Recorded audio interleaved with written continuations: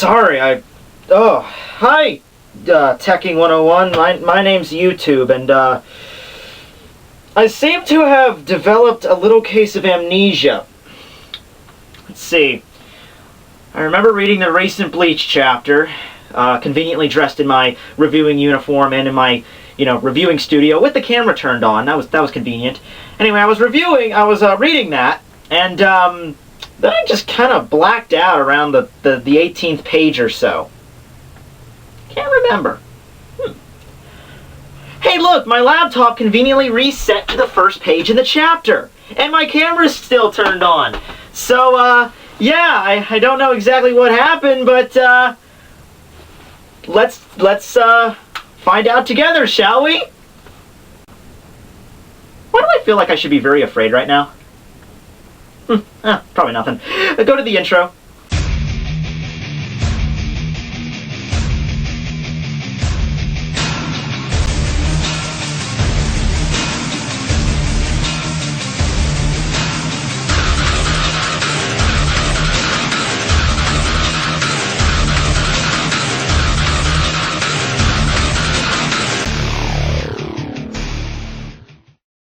Hey everybody, Tekking101 here, new Bleach Chapter 474 review. Very special review for this, doing it kind of late, but whatever. So we get a cover page of Rukia, and we get Winter's fragrance brings memories of that time, and those eyes. Of that day. Now, the interesting thing here, though, is, this might not be referencing any specific day in the manga, but remember back right before the time skip where Ichigo, like, there was that little episode with just Rukia and Ichigo right before Ichigo lost his powers and he, couldn't see Rukia anymore. We had that little episode where it was the winter and they went ice skating and it was so Rukia heavy. I think that's what it's alluding to. We start the chapter where someplace we haven't been in a while, Urahara's shop.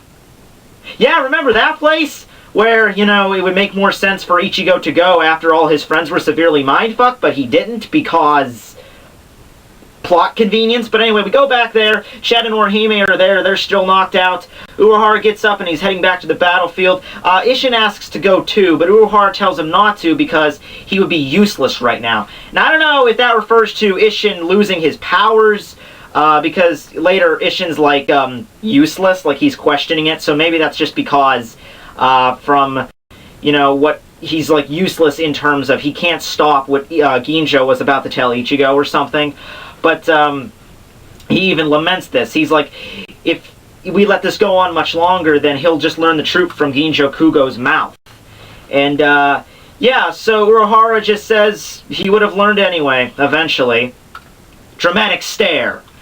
So then we get the title of the chapter, Believe. And you know what? I don't have a lot of luck with discerning chapter titles. Kubo does some kind of very intricate graphical design, which thwarts my understanding and perception of it every time. Wait a second, I think I'm onto something here. Lie. What could that possibly mean? Yeah, well, probably French. Anyway, we move on to... I know what it means. It's funny because the title is called Believe, but it's lie because a lie is an opposite of a belief. Right. Anyway, we cut back to Ichigo and Ginjo's fight. Continues on what he was saying. Who's the enemy you should really be fighting? And Ichigo, one of the best comebacks ever. He's like punching this cliche right in the face. Screw you. I'm tired of you idiots trying to shake my resolve like this. Okay, that's good, because like we always said, it's like, we're in the middle of a fight. All you should be focused on is just cutting each other with a sword and the first one dying, and then someone's like, hey, I have something important to tell you. Ichigo's just like, yeah, you know what? No, you can stop right there. I'm going to kill you. Right, but Uryu shows up behind him and, continues with the whole, says, yeah, that Ginjo's kind of trying just to mess with his head again, because the battle's turned in Ichigo's favor, and Ginjo's just like, against my favor? What have you been watching? I can still wipe the floor of all of you guys anytime I want. Yeah, I mean, you could take them out whenever you want with no effort whatsoever, but the reason you haven't is because of puppies?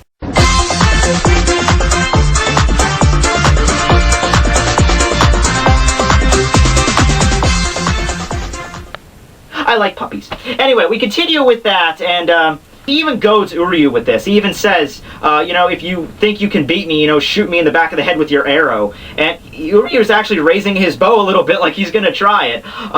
He never does, though. But he asks the question to Ichigo, why do you think you were given the badge in the first place? And then we have a little flashback to when Ukitake gave it to him and basically said, whenever a substitute Shinigami has become an asset to this Soul Society, we give them this badge to prove their power. Okay, we've known that ever since the end of the Rookie arc, like 300 chapters ago. But Ginjo says that's apparently a lie. Then we cut back to Uryu's little monologue where he said, yeah, I figured it would be this much already. And Ginjo goes on to explain that it doesn't matter whether, the substitute Shinigami in question was a benefit or a danger, they both got the badge. I don't think that, the Soul Society would have said, yeah, you're a total danger to us and you can bring down our entire society. Here's a badge. Have fun. I don't think they would have done that, but they probably would have had the same result. They would have given the badge to the person regardless. Ginjo now explains that the formal name of the combat pass is the Substitute Shinigami Combat Approval License, or the Skibal. Don't think it was meant to be an anagram. And he goes on to say that, despite the very illustrious, long term they used to describe the badge, when was the last time you actually, showed authority by wearing the damn thing?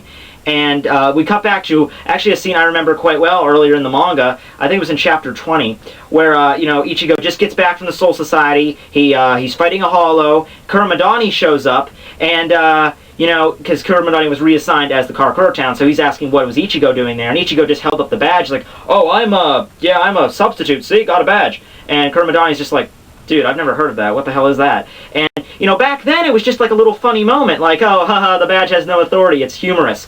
Kubo playing this shit, like, this is like 6 or 7 years in advance, man. That happened, not that long ago, but that happened a while ago, man. He was planning his stuff. Anyway, so Ichigo assumes that the badge has another purpose, and Ginjo reveals that the true purpose of the badge is to observe. So, in reality, the badge lets everyone in Soul Society know where Ichigo is at all times, and it suppresses his Ryatsu. So, he mentions, like, didn't you think it was strange that your Ryatsu is so incredibly powerful, yet while you were in your body, it never had any negative effects or anything, even though you have all this power, nothing bad happened?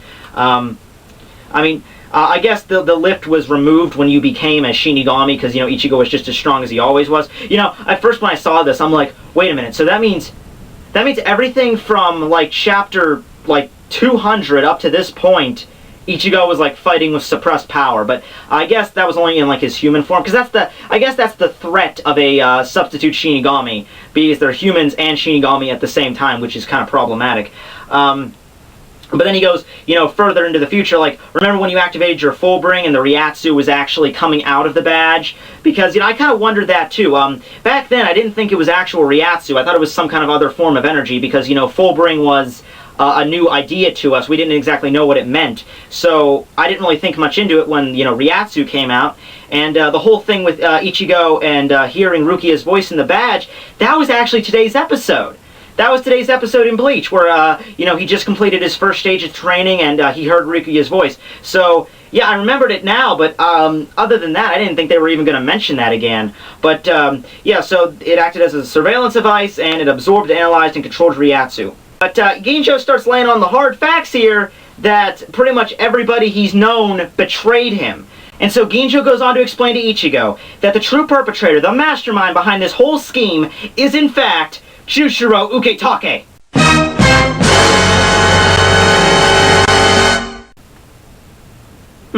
Okay then, so we continue on to the next page, and oh, what the hell? This is a new sensation. Usually I freak out, I say, what the hell, and then I go about my normal business in the review, but I would appear to have not stopped shaking. Oh god, no. No. I've only read about this in the legends. This is a... What the hell?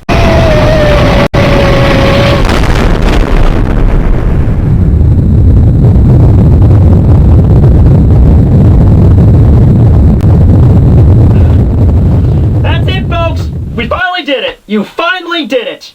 We hit the level 100 mindfuck. Congratulations, everybody. Reality is officially broken. The moon has changed places with the sun. Kubo is now a circus clown. And the US debt clock has officially been reset at 0.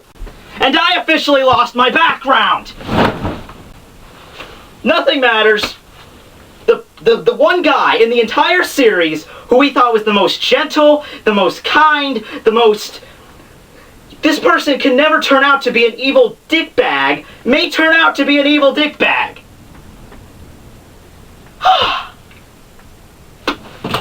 Is there any point to reviewing the rest of it at this point? Well, yeah, there is kind of an interesting ending, but can't top that. Nope. Santa Claus could walk into this room right now with Buddha and Jesus Christ, and that would still not compare to how shocked, well, maybe a little bit, but not as shocked as this. So, whatever. I'll keep going. I don't know what the point of it is, though. So, Ichigo is about taking this slightly better than I did, after Uryu tells him that pretty much everybody betrayed him, everybody knew that this was the truth, and they never told him. Uryu shouts at him, you know, don't listen to him. Ichigo's just, shut up everybody, go and Bankai. I don't know. What am I supposed to say? I already covered it. Though, I mean, I could say that this could be a lie, that Ginjo could just be, you know, blowing smoke out of his you-know-where, but let's think about this logically. At the beginning of the chapter, we had that little thing with Urahara and Isshin. You know, they were talking back and forth. And they were like, you know, maybe we should go help him because, you know, it's eventually Ginjo's going to tell him the secret. And that was pretty much confirming right there. I think Kubo put that in there so we would know that, yeah, this is a freaking fact right here. This is not just a lie. And the whole fact of the chapter title itself, it's a lie. So, like, everything he thought to believe in was a lie. That was the chapter title, man. So, yeah, oh, this guy. Yeah, in case you're wondering, I can't take him down. He, Halloween decoration from, like, 2006, and I think I nailed him in a certain way. I can't take him off the wall. But anyway, Alien, level 100 mindfuck, world's gonna end in, like, 2 days, so, you know, might want to gather your loved ones and supplies and stuff, you know, make peace with whatever maker you will. Me, you know, I was having such a good day, too. You know, I got a manga in my name, I got 2 mangas in my name, actually, so one manga, actually made me as a protagonist, and the other one was just someone drew me, but still, pretty awesome day. I'm on Thanksgiving vacation, but now the world's gonna end, so what does that matter? Pilgrims, you get nothing for nothing, because it's all gonna end now. So, it's been fun, guys, but we're finally at the breaking point. Tekking101 signing out forever.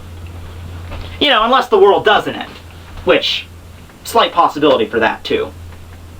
Maybe. I don't know. Slim. See ya, everybody!